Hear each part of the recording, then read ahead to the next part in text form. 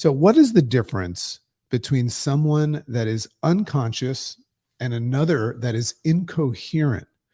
Fascinating to look at the difference between unconscious and incoherent. I talk a lot about consciousness, but not a lot about incoherent. Opinionation. Come with me for a little bit, and I'll kind of like evolve into how I came up with this concept. I'm very, very fascinated by opinions, especially lately, because a lot of people have them.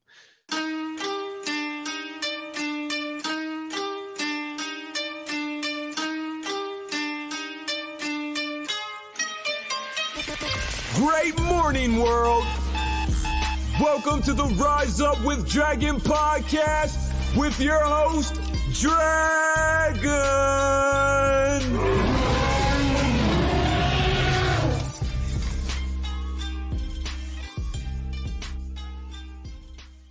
Great morning, world. It's your boy, Dragon here. Very, very interesting thought.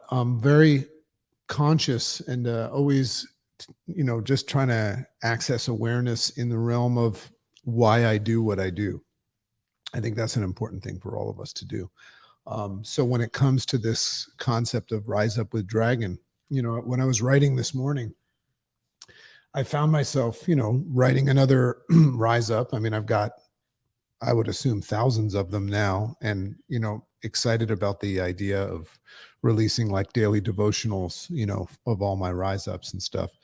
And I'm putting some of those out in the blog now once a week. If you're on the newsletter, riseupwithdragon.com, you can go sign up for the newsletter. On Mondays, we're releasing that. But I was just, taking a little bit of time this morning, judgment free, and just saying, why do you do what you do? Why do you continue to do this? I said to Chicken the other day, I said, I can't believe that I just somehow have followed through with this after all these years. And I just continue every day to read and write, something on, personal growth and self-discovery. I mean, I literally do it every day, So then I look at the idea of sharing it with others. And I mean, I like helping others. I love the feedback. The podcast is growing, and, people are signing up for the newsletter. So I like the idea of feeling like I'm providing value and people are growing from it. But I don't know if that's why I do it. So I just keep falling back on the idea. And this is what I'm encouraging and teaching a lot of people to do. Is this process. This is one of the chapters in my book when I go over my model morning, my Rise Up Great Day morning. When you go through this process of just kind of taking ideas, today's called Opinionation, right? It's one word or two, Opinionation. I just come up with these ideas in my head and I think they're cool. The old me used to just come up with an idea and just say, oh, that was cool, and then let it bypass and then go on with my regularly scheduled program. But the new me, because I live in this structure, I write it down and I start to write about it, and I come up with these Rise Ups. So that's the first stage. That's like a practice for me to take these ideas and kind of unpack them and see why they came into my head, as if I'm like an antenna. I believe we're all antennas walking around, and we've got 6 senses for a reason. We're supposed to take note of things and process them. And the whole interface response system is all about that. But I just feel like I spent the majority of my life not moving forward. And a great reason, or attached to that, a great connection that I made, is that I wasn't taking these ideas and doing something with them. So there's an action-oriented part of that. But I started to journal these ideas and I would break them apart, and I started to enjoy that. So I would write, and the creative juices come out, and you further explain to yourself things when you write. And that's one of the values of the journaling process, connected to goals, setting goals as well. But when you take that information and in an uncomfortable fashion, as I'm doing right now, create a podcast, put it live on social medias like Clubhouse, and a video component for visual aid, and Facebook and LinkedIn and things like that, completely detached from the outcome, who's watching and all that stuff. What happens to the human is it kind of raises your game. So you take this information, and I'm about to do this once again, and it just helps me access this higher leveled up version of thought about what I've written down. And by the end of this process, I just own it. I own this material, and my whole day shifts. So it takes time. It started off with just thinking about things, then writing them, and then sharing them. But now it's kind of like what I do.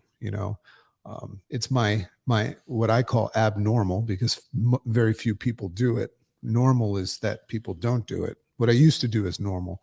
So that's my new brand, is abnormal, #abnormal. So anyway, I just wanted to share that with you. And I guess the reason why I wanted to start the show off like that today is I just encourage you to look at what it is that you do, good or bad, judgment free, and just ask yourself why you do it and how it serves you, right? If you're lazy right now and you're not moving forward, you're doing that for a reason. You're holding yourself back from risk and failure and all that stuff, right? So just ask yourself that question, because the worst thing you could do today is go through this day with your blindfolds on and, your soundproof headset. What you want to do is you want to become aware of things and become conscious. Been thinking a lot about, this idea that, I was reading Viktor Frankl's book, just finishing that up, Man's Search for Meaning, Viktor Frankl, amazing book. And one of the things that he brought to light was the idea that because of the impermanence and unknown time frame of life, it's very hard for us to aim and set goals with a time frame. I know that in goal setting, and I teach this too, that you can't just set a goal. You have to say when you want it by, and then, do supportive actions to accomplish that. But here's the problem with that is you don't know that you have that time. It's unknown. So it's very hard to believe and achieve. So then we kind of go into this moment where we start living for the day and going all in and stuff like that. So anyway, I'm off track, but I wanted to share that because that's the way my brain works. And I think that if you're listening to my podcast, like so many others, you probably enjoy these little side notes. A couple things before I get into Opinionation, just some ideas. Here's an idea that I had today that I'll probably do in my next Rise Up. I'm going to be out in Colorado. For those of you listening to this live or even in the recorded fashion, today is the 20th of September. And I'm going to be in Colorado on the 24th, 25th, and 26th with Chicken, speaking at this amazing event with Greg Kimball, leader of the Final Percent, Tim Story, Sharon Lecter, and just a host of amazing speakers called the Purple Explosion. So we won't have a Rise Up on that Friday if you're watching live. If you're listening to this in a recording, this already passed.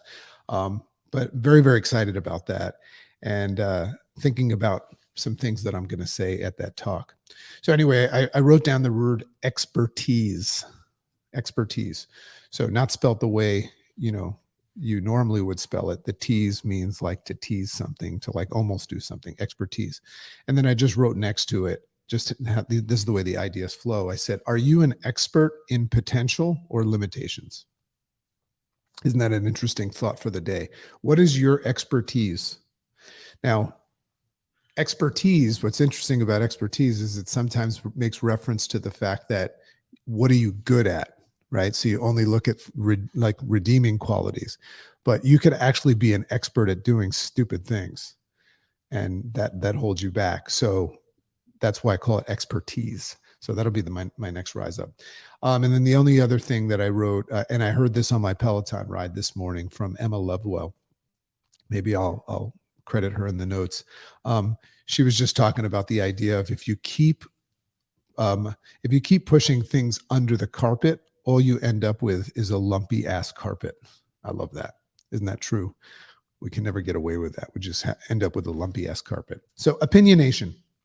So come with me for a little bit, and I'll kind of like evolve into how I came up with this concept. I'm very, very fascinated by opinions, especially lately, because a lot of people have them. So what is the difference between someone that is unconscious and another that is incoherent?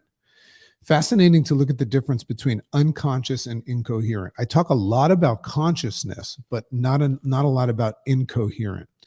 I remember times where I was incoherent in college, right? And I'm sure some of you understand that. So incoherent, looked it up, and I researched a little bit. Incoherent refers to a state where someone lacks in normal clarity or intelligibility in speech or thought. So when it comes to incoherence, it refers to a deficit in action due to a state of incapacitation. So it's interesting, unconscious. Let's look at the other side. Unconscious is more connected to a lack of awareness of one's reality. So they are different. But what's interesting is I kind of find that you can be both. And this is leading to, I believe, the reason why I came up with that thought and it connected to opinion is I think opinions are very, very closely connected to states of a consciousness and incoherence. So if I'm incoherent, I've done something that's altered my capacity to speak and collect my thoughts and things like that. So like drugs or alcohol could be a way, or get a concussion or something like that. And I'll go over that. But you can actually be unconscious without those things happening. But I think you can be both. So I thought of this concept because, like I said, it seems to be connected. The two seem to be connected. And I believe, that an incoherent person can also, not be aware of the fact that they're incoherent, right? If you're incoherent, I don't know the last time you were incoherent, but did you say like, hey, I'm fully aware of the fact that I'm incoherent right now? Interesting. So, just some ideas, like someone that's fall down drunk, they can be both, right? You can walk up to somebody. I used to bartend and bounce at a bar. And I remember if somebody passed out drunk, and we would like wake them up or something like that while somebody was coming to get them. They couldn't put words together and things like that.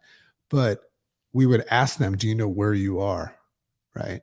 And they would make a feeble attempt, but they didn't really know. So an athlete, like I said before, that gets a concussion can be both as well. So a human that's 100%, this is what's fascinating and the connection to opinionation. A human that's 100% bought into an idea of what's right or wrong, which is where opinions come from, right? Think about it right now. If you have an opinion, what you're doing is sharing and protecting an idea that you've bought into, right? So a human that's 100% bought into one of these ideas of what's right and wrong based on what they've been consuming. So now we're saying that how could we buy into an idea and believe it to be true to the fact, to the point where we create an opinion about it, right? An opinion's a stance. It's interesting. That comes from what you've been consuming on a regular basis. And very often, one of the reasons we can't see the other side of something, of our opinion, is because we have a tendency to only consume one component. One thing that I notice about myself is that I have a tendency of reading one type of book, like self-discovery, personal growth. I love to learn about simulation theory and consciousness and stuff, but I don't spend a lot of time reading the other side of that stuff, like the side that would say it's all bullshit. But it's important that I do, right? Or else I will create an opinion that all of that stuff is cool and right. So really important to look at what we're consuming on a regular basis. So in the case, in that case, things get interesting, right? If we're thinking about this, things get interesting as their state of incoherence and unconsciousness is something only one side sees. Here's what I mean by that. I just said that if you're consuming one thing, it'll create an opinion about what you claim is right, but it's very, very much connected to the constant consumption and consistent consumption, and that prevents you from seeing the other side. You don't even know. I was talking to my son the other day, and I said, "Hey, let's go get some sushi." And he says, "I don't eat sushi." And I said, "How do you know you don't eat sushi?" He goes, "Because I never have." Isn't that interesting? So in his opinion, he doesn't eat sushi, but he's never tried it, So I'm working on that because I love sushi. So that's what's so fascinating about human capacity. Humans have the capacity to shut their minds off to one side of the coin. There's heads and tails, but humans have the ability to shut their minds off for whatever reason to one side of the coin and only see their side. So why am I sharing and opening up like this? Is when somebody shares an opinion, typically this is how they derive their opinion, me included. So it's fascinating because they're completely unaware that the coin has two sides, or they could be somewhat aware that the coin has two sides, but in their opinion, it only has one relevant side. Imagine if you had a coin and you were going to flip the coin, but you only really felt like the heads side of the coin was relevant. You probably would alter the odds that it would flip and land on the heads. Who knows about that? That's interesting stuff. But if it did land on the on tails, you'd think something was wrong. It was a mistake. You'd have to redo it. So very, very interesting. In their opinion, it only has one other side, and the other side is what Italians call fugazi. Like, you know what a fugazi is? It's like a fake, right? A fake watch. If you get a fake Rolex, it's a fugazi. So this occupies so much of my time. This is what I'm so fascinated. I'm so fascinated in you, in human behavior and all that stuff. But it occupies a lot of my time and my research and work. In fact, when you read my book, I unpack all this stuff and teach you a lot about yourself, because we're all the same. Interesting thought to say that if I'm teaching you about yourself, I'm teaching us about us as well. So a very big part of this interface response system that I'm launching and creating a more efficient response system in delineating, this is what we have to do. If we're going to create a more efficient response system to stuff, we have to get good at delineating the difference between things that actually matter and those that don't. Once again, connected to opinions, right? If you have an opinion, you're probably connecting that opinion to something that you also think matters. And the other side of the coin, the other side of the opinion in your mind doesn't matter. So that's why you'll protect this other side. You won't even acknowledge the other side. If somebody mentions the other side and you're completely bought into yours, you'll actually find yourself arguing that that's crap, right? This shows up everywhere. Just look at social media. Go look at your social media today and just look and see if you can figure out what your opinion is. If I were to come to your social media page today and see and just take a gander and would I be able to identify what your opinion is, what you stand for in life? Or would I see that you're open to the fact that we all don't really know what the fuck we're talking about? So when someone voices their opinion, so fascinating. When somebody voices their opinion, and boy, do they voice their opinions these days, it's crucial that I have a strong empathetic, because if somebody voices an opinion that I don't like and it's contra to what I think, I could have a knee-jerk reaction and it could screw my day up. Interface response system wise, I have to practice something. And one of the things that I can practice is to have a strong empathetic understanding of what it means to have an opinion, why we have them, and most importantly, when it's about me and when it's not. So here's what I'm saying. When I come across an opinion, a political, vaccination, mask, religious, or whatever, it either is something I agree with, that's easy, right? And I might chime in and go, yeah, or it'll be something completely preposterous. So if I want to make sure that I'm functional and I stay on track with my day, I have to have a good perception system, interface response system. When I'm interfacing with that opinion, I have to be able to look at it and delineate, does this actually matter? And does it have anything to do with me and where I'm going? Sometimes you hear people say, hey, that person that said that, they don't pay your bills, right? So their opinion doesn't matter. So we always want to learn how to respond effectively. So things that make you go, that's the way these rise ups kind of make me think. And that's why I wear my Make Sense glasses, because they help me understand things. Without these glasses, I would be a mess. So the opinionation, which we all live in, right?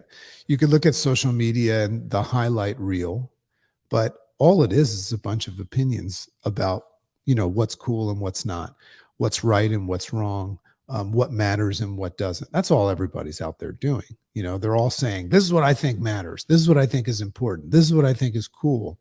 And very often it is, right? But very often you don't agree with it. So this is important stuff. It's important stuff to be aware and conscious of this thing. So the opinionation refers to this current reality that we all live in that is often attempting to move forward in a rocking chair, our reality right now. Take a look at our reality right now and see how we're very often taking one step forward, one step back. Right now, certain things are moving very fast. We're all aware of the fact that technology is moving faster than us, right? But I'm talking about us right now, because technology moving forward is only beneficial if we respond to it and utilize it correctly, But right now, what we're seeing is that technology is owning us. We're not owning technology. Technology is taking us over. We're not taking over technology.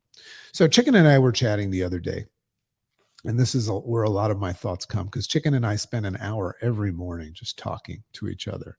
A lot of people will, follow Chicken and Dragon and the idea of our relationship. And we do have a beautiful relationship, but it's not something that we just found and said, hey, cool, we work on it. We work on it. And we speak every morning. We give each other an hour every morning.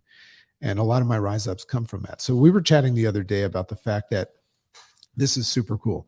The fact that we have two types of beliefs in government. So when I see somebody preaching government stuff, oh God, my knee-jerk reaction very often is just to be like, I hate that, right? Especially when it's not the same as I think.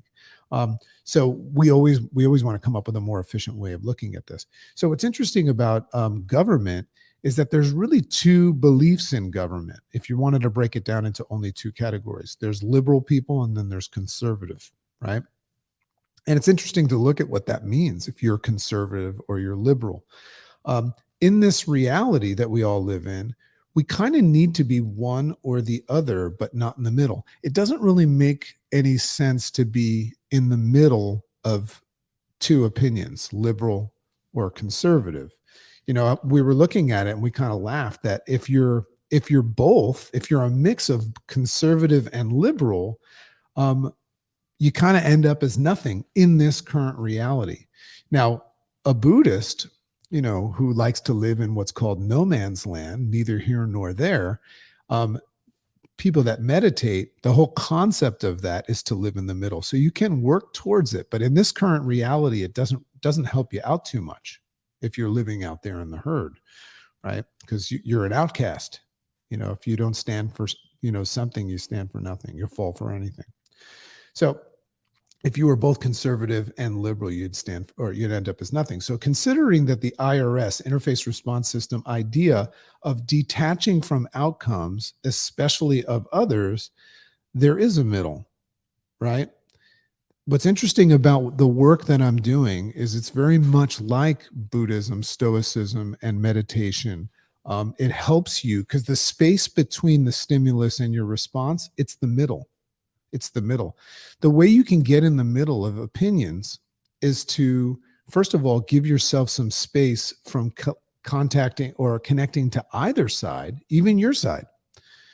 That's a big, big challenge to not connect to your side of an opinion, right? We all have one side of a coin in many, many aspects. So we naturally will gravitate to it. But part of the interface response system is not just learning how to respond to crazy people. It's also acknowledging that you might be a crazy person. I mean, we live in this really interesting world where we're kind of starting to contemplate if this is a real world or a simulation or virtual reality, right? So if you recognize that you can't prove it right or wrong, then maybe you're the crazy one. You ever think about that? You ever find yourself responding to somebody that's stating an opinion and think that they're crazy and stop, create that space, the middle, the pause, and ask me, am I the crazy one here? Right? I mean, I'm certain you've probably done that. So in my opinion, both my opinion and yours, they're both okay. And just like thoughts and feelings are omnipresent, they don't define you. Opinions are omnipresent as well, because it's very hard to be in the middle. You have to consciously take time and exert an effort, like meditation or practice the interface response system. You have to have a structure to get in the middle. If you don't do that work, you're going to end up on one side of the coin. It's a knee-jerk reaction, right? So that's the whole concept of the work that I'm doing. So, but that's my opinion. So there I go. I just gave you an opinion about opinions. So, but the goal here is to recognize that. It's so much fun. So when it comes to opinions, like politics and elbows, everybody has one, right? So just like I said before, thoughts and feelings, everybody has them, but it doesn't necessarily brand you or create your identity. So you can back up from it. Where things get sticky in opinionation, this is the very, very fascinating part about opinions, because we just kind of recognize it's kind of out of our control. And if you decide to reclaim control of it, you're going to practice things like the interface response system. The people that work with me get really, really good at that, or people that practice meditation, yoga, and all these different things, Buddhism, Stoicism. But where things get sticky, and this is what I'm seeing, is when people somehow, and this is, I love to interview people like this. People somehow feel compelled to not only share their opinions, meaning post about them and say, this is what I think, but then go as far as preaching it out loud, right? And posting and stuff like that to others. And then taking the ultimate radical step towards suggesting, and they don't even know this sometimes, this is an unconscious, almost incoherent behavior. They go to the next radical step of suggesting that other opinions are wrong and only theirs is right. We see this a lot in politics, healthcare, religion, and things like that. That's fascinating. I remember one day I was on a big stage, and I came off the stage, and a mix of things happen when you come off of a big stage and then you enter the general population. People come up and say, oh, that was so awesome. I had a breakthrough. Thank you so much. Some people come up every now and then and tell you they disagree. But one time I came out, and I don't even know what it was that I said, but some group of people in the crowd got some sort of an idea and created an opinion that I was a lost soul in the realm of my belief in a higher power that they believe in. I won't use the name. So they came up to me and they approached me and they said, hey, we want to save you. And I have my glasses on, and I said, not attached to the outcome, felt awkward about it, didn't like it, but I'm practicing this interface response system. I said, well, thank you. What is it that I need to be saved from? Can you bring that to my attention? And they went on to say that, we noticed that you don't have faith in XYZ and all that stuff. And I said, okay, thank you. Thank you for sharing what you're saying. And in my mind, in my system, I quickly delineated that this is not something I asked for. And it doesn't connect with anything, like I was going to the bathroom. That didn't connect to me going to the bathroom. So I decided to just listen to them tell me what they think. So that they proceeded to circle around me. And a lot of my friends and other speakers saw this and they started laughing because I just go with it. They circled around me and held hands and started to pray for me. And it went on and it went on. And the observation I had there was that they were so bought into their opinion, and they decided to take this radical step without asking me if I needed it, if it was important to me, and not only preach, but practice these chants and these prayers to almost change me, to force me into thinking the way they did. I was so fascinated by that. Regardless of what religion it is, fascinated by that radical step. And in the interface response system, another thing that I needed to learn how to do is say, well, why are they doing that? I know that it has nothing to do with me, but why are they doing that?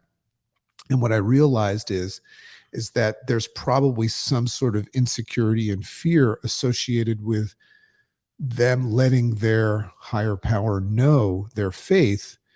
So they feel that they needed to convince somebody else to believe the same, and it would strengthen their faith and their significance. I couldn't put my hand on it. But anyway, I said, thank you.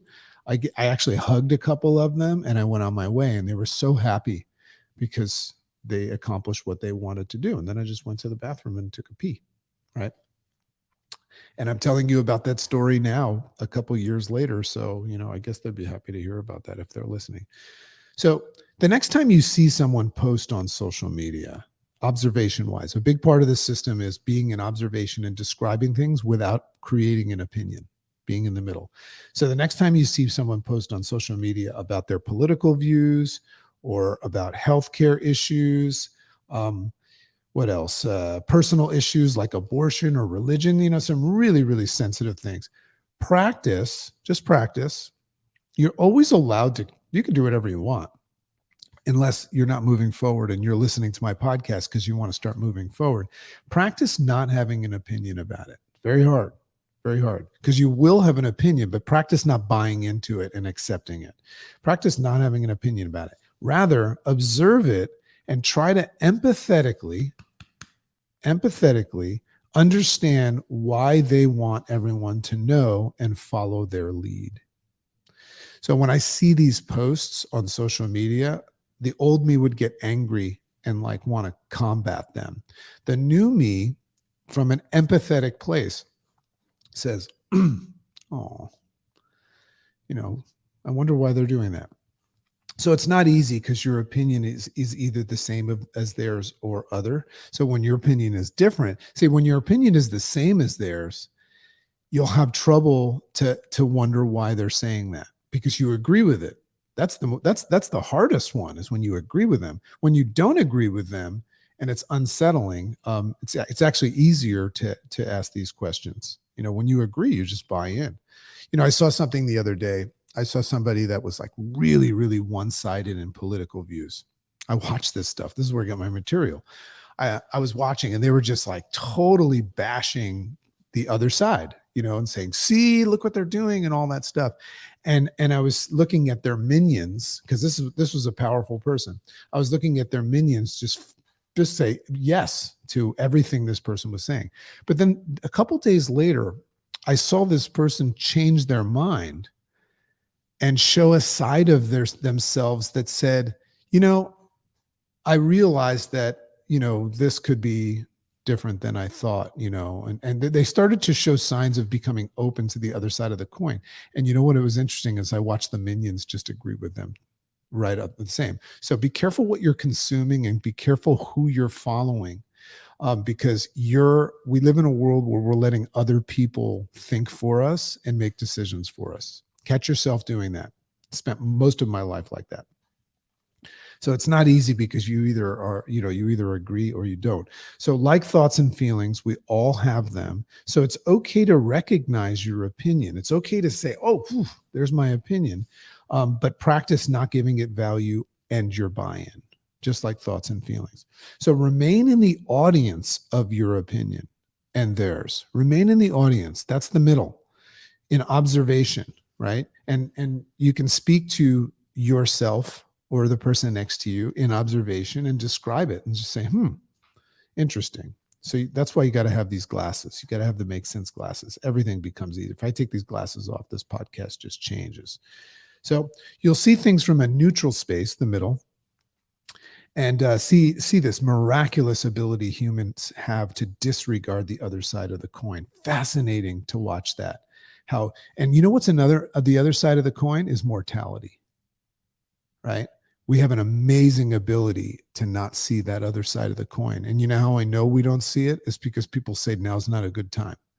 When you offer people help and they have opportunities that they don't take, and then they spend all this money and time saying they have to get out of their own way, that's a sign that people are not acknowledging the other side of the coin.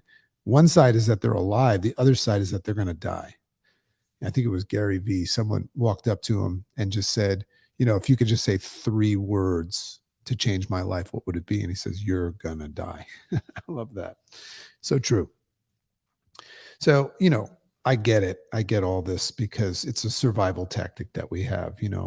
Remember, our stress response system has gotten us to the point where we've survived a lot of things. Disregard is a very, very powerful stress response system. It gets us out of a lot of trouble, but disregard very often is the stimulant for a lack of growth. So, like I was referring to Viktor Frankl's book, A Man's Search for Meaning. He refers to another superpower that humans have to evoke. We evoke this superpower in harsh times, and he called it a delusion of reprieve. You might want to write that down if you're following this. The delusion of reprieve. And what that means is that we have this ability and we evoke it in harsh times, that the obvious outcomes, like we're going to die or something like that, we actually have this delusion that it's not going to affect us. We're going to get away with it. Vaccinations could be an idea, so you've got these people out there that are very, very anti-vaccination or politics or whatever. But on the other side, the other people that are pro it are saying, if you don't do this, you're going to be in trouble. So even if these people are 100% positive that that's crazy, 2 opinions, once again, they could create this delusion of reprieve that it won't affect them. So we will evoke the delusion of reprieve in harsh times.